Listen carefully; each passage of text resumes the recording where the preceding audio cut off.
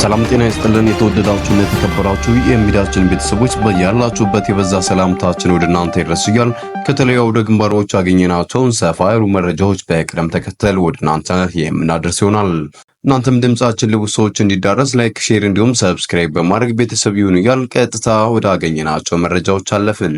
ከመካነ ኢየሱስ ወደ ፋሲለደስ ሲጓዙ በነበሩ የአገዛዙ ኃይሎች ላይ በተፈጸመ ደፈጣ ጥቃት 2 ሲኖትራክና 4 ፓትሮል ሙሉ ወታደሮች ተደመሰሱ። በደቡብ ጎንደር ዞን እስቴ ቀጠና መነሻቸውን ከመካነ ኢየሱስ አድርገው ወደ ፋሲለደስ ሲጓዙ የነበሩ የአገዛዙ ወታደሮች በሁለት የተለያዩ ቦታዎች ላይ በተፈጸመባቸው ደፈጣ ጥቃቶች በ2 ሲኖትራክና በ4 ፓትሮል ተሳፍረው የነበሩት ወታደሮች ሙሉ በሙሉ መደምሰሳቸውን የአማራ ፋኖ ብሔራዊ ኃይል በጎንደር የሜጀር ጀነራል ውባንታ ባተኩር ህዝብ ግንኙነት መምሪያ በላከው መረጃም አሳውቋል። ደፈጣ ጥቃቱ የተፈጸመው ልዩ ስማቸው ሸምበቆችና ብራደጌ በተባሉ 2 ቦታዎች ላይ ሲሆን በእነዚህም ከወታደሮቹ በተጨማሪ የወረዳ ካድሬዎችም እርምጃ ተወስዶባቸዋል ሲል ነው የኮሩ ህዝብ ግንኙነት መምሪያም ያሳወቀው። እርምጃ ከተወሰደባቸው ካድሬዎች መካከል ፋሲለደስና የአካባቢው ማህበረሰብን ከአቅም በላይ የሆነ ግብር እንዲከፍሉ በማስገደድና መክፈል ያልቻሉትን ደግሞ የጽንፈኛ ደጋፊ ናቸው በሚል በአገዛዙ ወታደሮች በማሳፈንና በማስደብደብ የሚታወቀው የስቴዴንሰው ወረዳ ገቢዎች ቢሮ ኃላፊ አቶ ክንዱ ይባቤ እንደሚገኝበት ነው ኮሩ ከላከው መረጃ ለማረጋገጥ የቻልነው። በዚህ ደፈጣ ጥቃት በሁለቱ ሲኖትራኮችና በ4 ፓትሮሎች ተሽከርካሪዎች ሙሉ ተሳፍረው የነበሩ በኦህዴድ የበላይነት ለሚዘወረው የአገዛዙ ስርዓት የሚያገለግሉት የመከላከያ ሰራዊት አባላቱ ሙሉ በሙሉ የተደመሰሱ ሲሆን ቀሪው ኃይል ህይወቱን ለማትረፍ እግሬ አውጪኝ ብሎ መፈርጠጡም ተነግሯል። በአገዛዙ ወታደሮች ላይ በሁለት ቦታ ደፈጣ ጥቃቱን የፈጸሙት የአማራ ፋኖ ብሔራዊ ኃይል በጎንደር ሜጀር ጀነራል ውባንታ ባተኩር ጉና ክፍለ ጦር ስር የሚገኙት የስቴዴንሳ ብርጌድ አባላትም ናቸውም ተብሏል።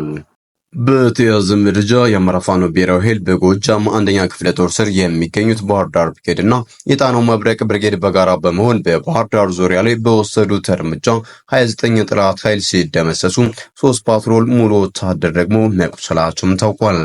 በዚህ ውጊያ ሙትና ቁስለኛ ከተደረጉት በተጨማሪም 1 ኮፍ ብሬን፣ 15 ክላሽንኮቭ መሳሪያ፣ 4 የእጅ ቦምብ፣ 7 የወገብ ትጥቅ ማርከው መታጠቃቸውን ኢትዮ 380 ሚዲያም ከክፍለ ጦሩ ኮሚኒኬሽን ጉዳዮች መምሪያ ካገኘው መረጃም ለማረጋገጥ ተችሏል።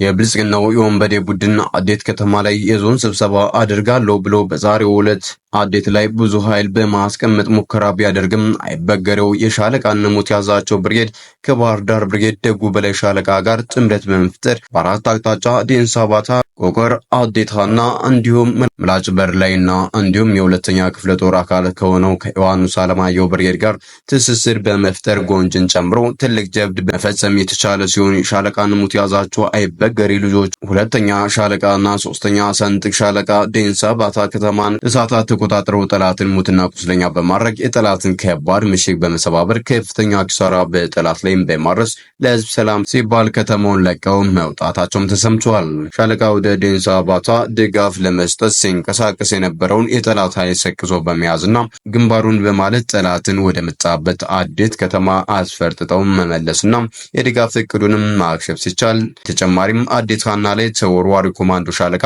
አንድ በላይ ዘለቀ ሻለቃ ከደጉ በላይ ሻለቃ ጋር ጥምረት በመፍጠር የእጅ በእጅ የጨበጣ ውጊያ በማድረግ ብዛት ያለውን ጠላትን በመደምሰስ 15 ክላሽ የነፍስ ወከፍ መሳሪያ ክላሽ 1000 የክላሽ ተተኳሽ ሲማረክ በተጨማሪም የብሪጌዱ የፈንጅ ባለሙያዎች በፈጸሙት የፈንጅ ጥቃት ከባድ ጥቃት ሲፈጽም በአራቱም አቅጣጫ ከአንድ ሻምበል በላይ ሙሉ ለሙሉ ሲደመሰስ 3 መኪና ቁስለኛም ወደ ሆስፒታልም ሲጓዝ ውሏል።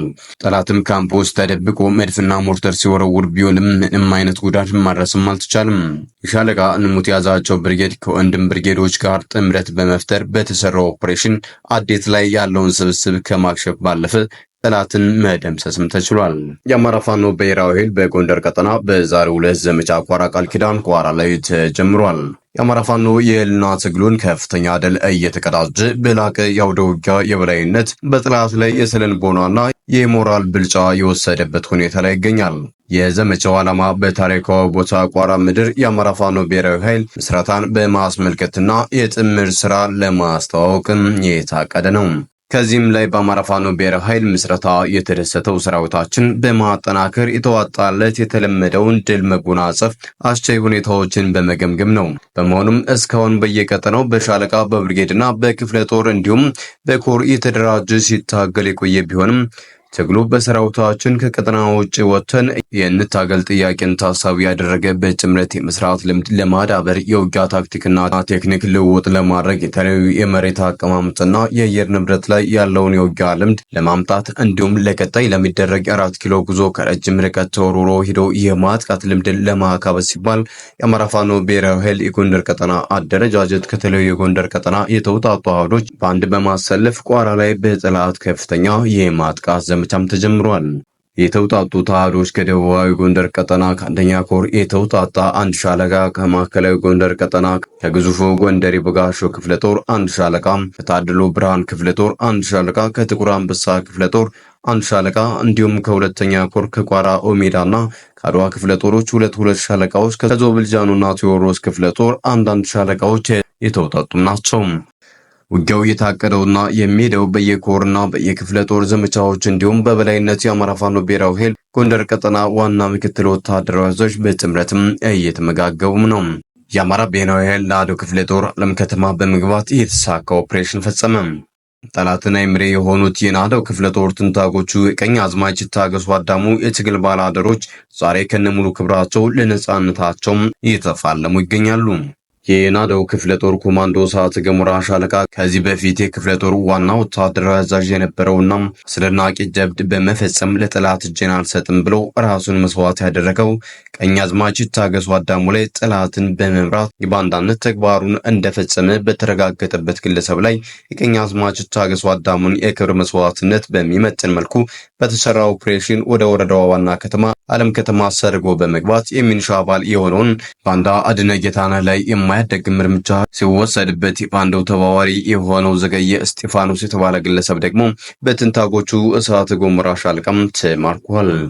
የአማራ ፋኖ ብሔራዊ ኃይል በሸዋ ናደው ክፍለ ጦር በአገዛዙና በፋኖ ስም የአገዛዙን ስራ በሚሰሩ ኃይሎች በሁሉም አቅጣጫ ጥቃት ቢፈጸምበትም አገዛዙን በመገናኛ ብዙሃን ክፍለ ጦሩ ላይ ከባድ ኪሳራ እንዳደረሰ ቢናገርም አይበገሬው ናደው ክፍለ ጦር አሁንም ከነሙሉ ክብሩና አቅሙ እጅግ የተጠናና ውጤታማ ኦፕሬሽን በመስራት መልእክቱንም በስራ ማስተላልፈዋል። አሁንም በዚህ የጥፋት መንገድ በመጓዝ ከዚህ ዘር አጥፊ አገዛዝ ጋር የወገናችሁ ኃይሎች አሰላልፋችሁን እንድታስተካክሉና ወደ ትክክለኛው የትግል መስመር እንድትመለሱ ናደው ክፍለ ጦር በአጽንኦትም ያሳስባል። ይህ ሳይሆን ቢቀር ክፍለ ጦሩ በቀጣይ ተመሳሳይ የማያዳግም እርምጃ እንደሚወስድም ገልጿል። ብልጽግና በአንድ ወረዳ ያከፋፈለው የበቆሎ ዘር 90% መብቀል የማይችል መሆኑን አርሶ አደሮች ለሚዲያችን ተናግረዋል። አማራ ፋኖ ብሔራዊ ኃይል በጎጃም ሁለተኛ ተፈራ ዳምጤ ክፍለ ጦር መዝገቡ ጮቄ ብርጌድ በተቆጣጠረባቸው ቀጠናዎች ለአርሶ አደር የተከፋፈለው የምርጥ ዘር ተብሎ መብቀል አለመቻሉንና እንደገና ለመዝራት ደግሞ እያረሱ እንደሚገኙም ነግረውናል። ኦሮሞማው መራሹ የብልጽግና መንግስት ሁሉን አቀፍ የሆነ የጥፋት መረቡን በአማራ ህዝብ ላይ ዘርግቶ ያፈናቅላል፣ ይገላል፣ ይዘርፋል። ይህንንም አልበቀው ብሎት የዘራው እንዳይበቀል በጥይት ከሚገለው በተጨማሪም በረሃብ አለንጋ ለመቅጣት ይኸው ለሰዴ ወረዳ አርሶ አደሮች በመስጠት የጥላቻ ልኩንም ማስመስከርም ችሏል። የዘሩት አዝመራ ሙሉ በሙሉ የከሰረባቸው አርሶ አደሮች ለምን የሰጣችሁን አካል ወይም ግብርናን መጠየቅ አልቻላችሁም ብለን ስንጠይቃቸውም መጠየቁን ጠይቀናል፣ ግን ምላሽ ከመስጠት ይልቅ እንግልትና ዛቻ፣ እስራትና ማስፈራራት እንደተፈጸመባቸውም ነግረውናል። የብልጽግና ተስፋ ቁራጭ ዘራፊና ገዳይ የሞኝ ስብስብ ህዝብ ሰብስቦ በቆሎ እንዳዘሩ የሚል ማስጠንቀቂያ አዘል መልእክትም አስተላልፎ ማህበረሰቡ ደግሞ ዘርተን መንቀል ትችላላችሁ እንጂ መዝራታችንን አናቆም የሚልም ቢተኝነት ስላሳያቸው ለመበቀል ያደረጉት ድርጊት ነው ሲሉም አርሶ አደሮችም ተናግረዋል። እናም የተከበራችሁ አርሶ አደሮቻችን በብልጽግና የሚቀርብ የትኛውንም አይነት ማዳበሪያም ሆነ ምርጥ ዘር ስትገዙ በጥንቃቄ እንዲሆንም መዝገቡ ጮቄ ብርጌድ ከወዲሁ ማሳሰብ እንወዳለን። ሰላም ጤና ይስጥልን። የተወደዳችሁና የተከበራችሁ የሚዲያችን ቤተሰቦች ለሰዓቱ የነበሩን መረጃዎች እነዚህን ይመስሉ ነበር። በሌላ በተጠናከረ መረጃዎች እስከምንገናኝ በያላችሁበት ሰላም ቆዩልን።